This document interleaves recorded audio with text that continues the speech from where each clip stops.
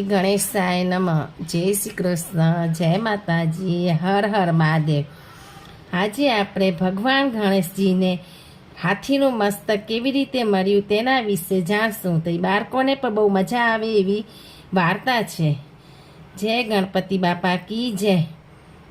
ભગવાન ગણેશ જે હિન્દુ શાસ્ત્રો પ્રમાણે પ્રથમ ભગવાન ગણાય છે, તેઓ ભગવાન શંકર અને દેવી પાર્વતીના પુત્ર છે. તેમની લાક્ષણિકતાઓના લીધે ભગવાન ગણેશ અથવા ગણપતિ દાદાને સહેલાઈથી આપણે ઓળખી શકીએ છીએ. તેઓ લાંબી સૂંઢ અને સુપડા જેવા મોટા કાનવાળો હાથીનું મસ્તક ધરાવે છે. શું આ બધા લક્ષણો તેમની એક આગવી ઓળખાણ માટે પૂરતા નથી? બાળ મિત્રો, શું તમે પણ જાણો છો કે તેમને હાથીનું મસ્તક કેવી રીતે મળ્યું? તો આપણે તેના વિશે જાણશું. તો ચાલો આપણે એની વાર્તા કરીએ. એક વખતે પાર્વતી દેવી સ્નાન કરવાની તૈયારી કરી રહ્યા હતા.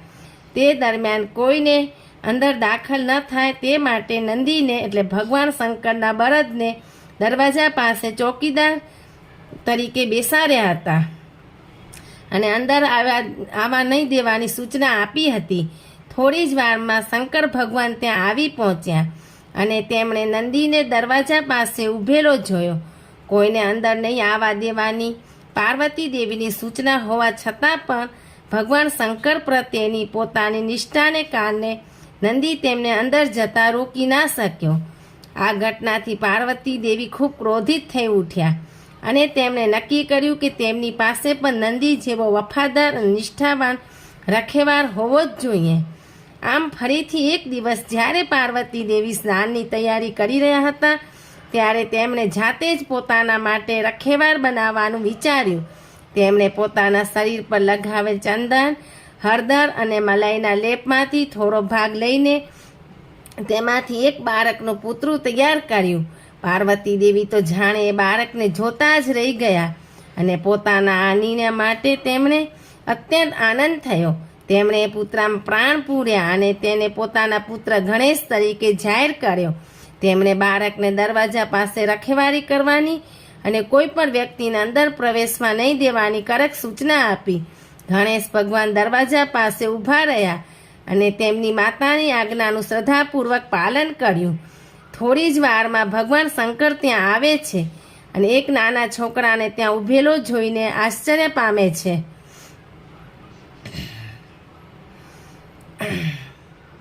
તેઓ અંદર જતા રોકે છે. શંકર ભગવાન કે મને અંદર જવું છે, પણ તે અંદર જવા નથી દેતા. શંકર ભગવાન છોકરાની સામે નારાજગીથી જોવે છે અને પાર્વતી દેવીના પતિ તરીકે પોતાની ઓળખાણ આપે છે. તેમ છતાં ગણેશ માનતા નથી.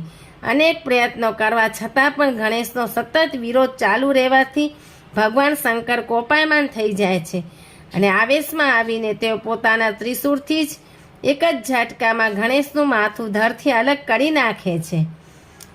બહારનો આ બધો ગોંગાટ સાંભળીને પાર્વતી દેવી શું બન્યું છે તેની તપાસ કરવા દોડીને બહાર આવે છે. પોતાના પુત્રનું કપાયેલું માથું જોઈને તેમને ભારે આઘાત લાગે છે. આ બધું સહન ન થતાં તેઓ આખા બ્રહ્માંડનો વિનાશ કરવાની ચેતવણી આપે છે. પાર્વતી દેવીની ચેતવણીથી ત્યાં ઊભેલા બધા જ દેવો અને દેવીઓ ડરી જાય છે. તેઓ બધા પાર્વતી દેવીને પોતાના શબ્દો પાછા ખેંચી લેવા માટે સમજાવવાનો ખૂબ પ્રયત્ન કરે છે, પણ પાર્વતી દેવી આ માટે તૈયાર નથી થતા. બધા દેવો અને દેવીઓની દયાજનક સ્થિતિ જોઈને બ્રહ્માંડના સર્જક બ્રહ્માજી તેમને ફરી એકવાર પોતાનો નિર્ણય બદલવા માટે વિનંતી કરે છે. આખરે પાર્વતી દેવી માની જાય છે, પણ આ માટે તેઓ અમુક શરતો રાખે છે. પહેલી શરત, ગણેશને ફરીથી જીવતદાન મળવું જોઈએ. બીજી શરત, બીજા કોઈ પણ ભગવાનની પૂજા કરતા પહેલાં ગણેશની પૂજા થવી જોઈએ. આ શરતો સાંભળીને બધા મૂંઝવણમાં પડી જાય છે. આ મુશ્કેલીનો ઉકેલ લાવવા માટે બધા દેવ દેવીઓ ભગવાન શંકર પાસે જ ગયા. પોતાની પ્રિય પત્નીને શાંત પાડવા માટે ભગવાન શંકરે પોતાના ગણને આદેશ આપ્યો કે જેનો ચહેરો ઉત્તર દિશા તરફ હોય તેવું જે કોઈ પણ પ્રાણી તેમને સૌથી પહેલાં દેખાય તેનું માથું લઈ આવે. બધા ગણ તરત જ આવા કોઈ પ્રાણીને શોધવા નીકળી પડે છે ને થોડા સમય પછી તેઓ એક હાથીનું માથું લઈને પાછા ફરે છે.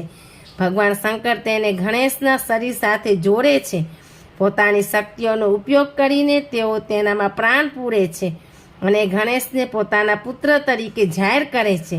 માત્ર આટલું જ નહીં, પરંતુ તેઓ ગણેશને તેમના ગણનો અધિપતિ પણ બનાવે છે. તો આમ ભગવાન ગણેશનું નામ પડ્યું ગણપતિ. ગણના પતિ એટલે ગણપતિ. પોતાની પત્નીની બીજી શરત પૂરી કરવા માટે ભગવાન શંકરે તેમને વરદાન આપ્યું કે